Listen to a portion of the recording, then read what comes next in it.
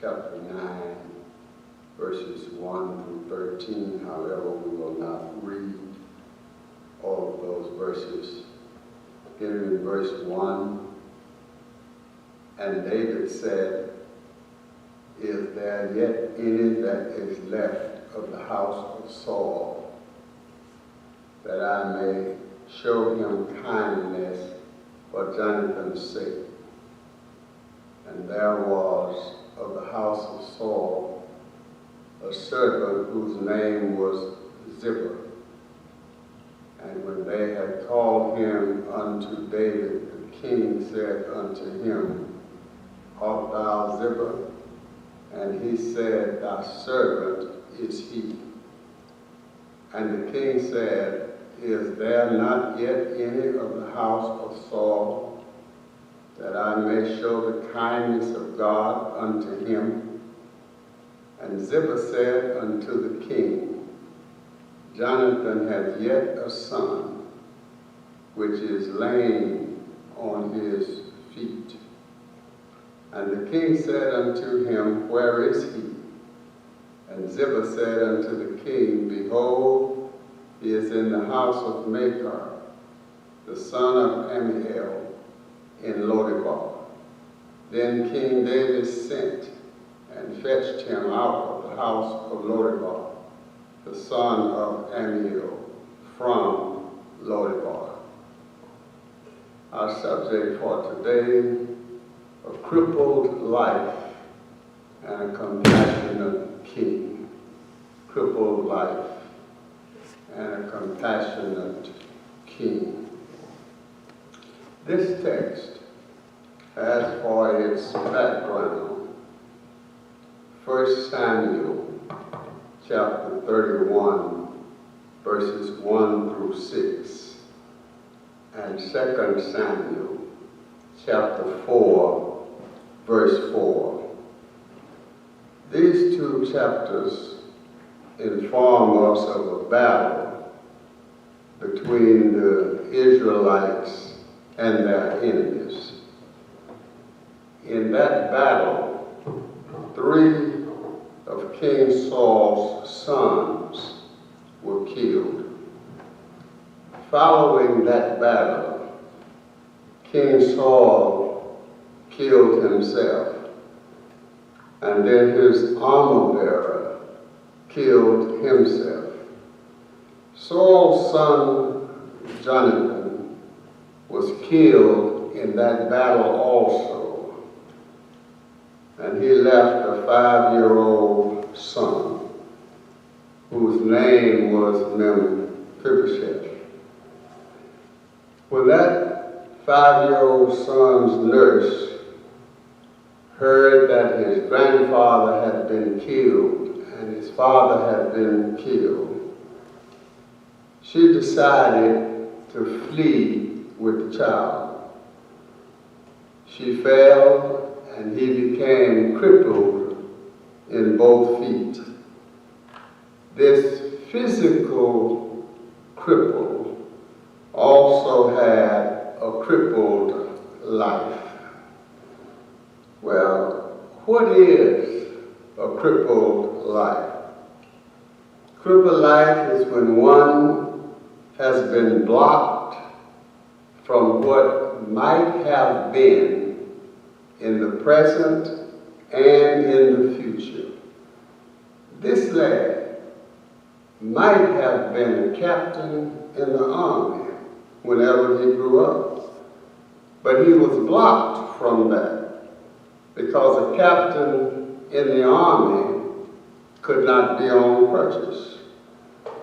This lad might have gotten a job whenever he grew up, take care of himself and his family.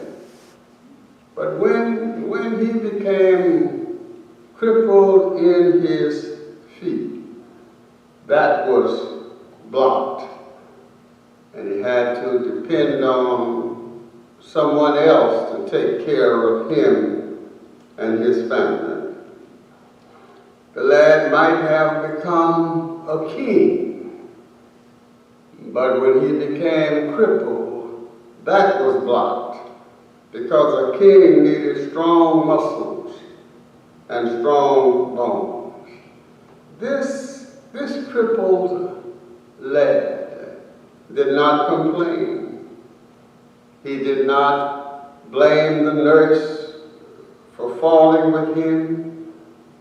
He did not pity himself because his grandfather and his father were killed in battle. He simply accepted his fate as the providence of God. He lived under the circumstances that had happened to him as a child. But then we know 17 years later, there came a compassionate king whose name was David. He came searching for one from the house of Saul. His question was, is there any yet left from the house of Saul, that I may show him kindness for Jonathan's sake?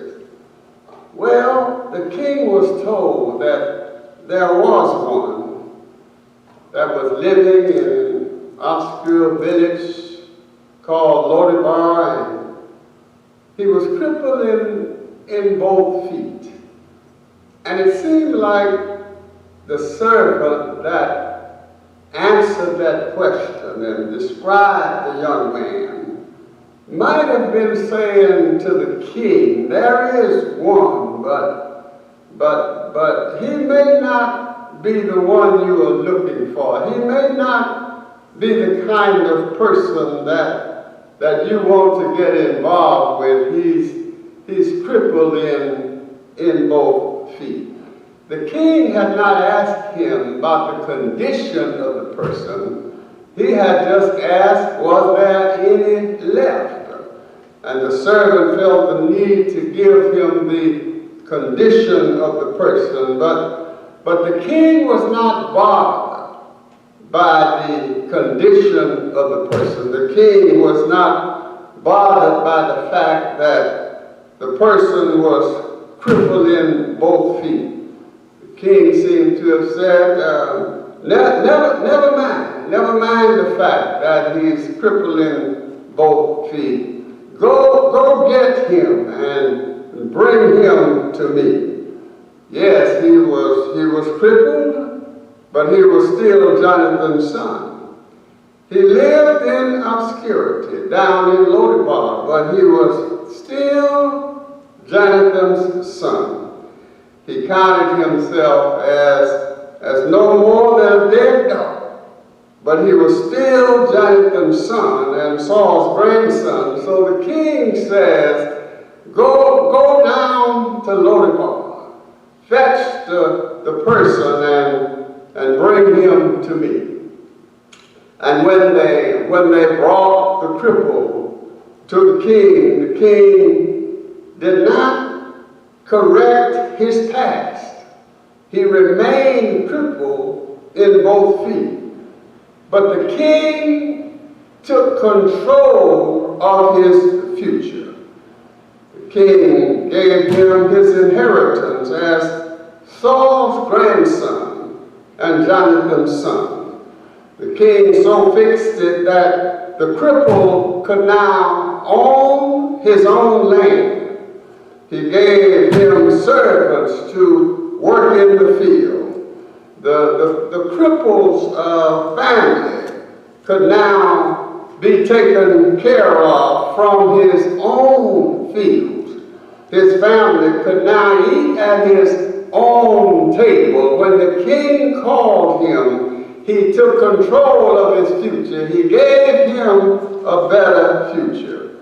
The king did not make him a king, but he brought him to the king's palace. And he gave him a seat at the king's table. He was still crippled, but he had a seat at the king's table in the king's palace. He could not get to the table as fast as the others could get there, but still he had a place there, and there was no grace saved at the king's table until the cripple arrived. He had been blocked, but the king gave him a greater future. Like Mephibosheth, we get blocked in life sometimes. We get blocked from what might have been.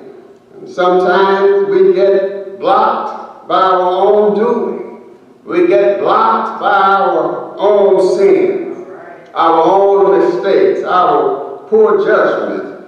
But like Mephibosheth, we at times get blocked by circumstances that are beyond our control.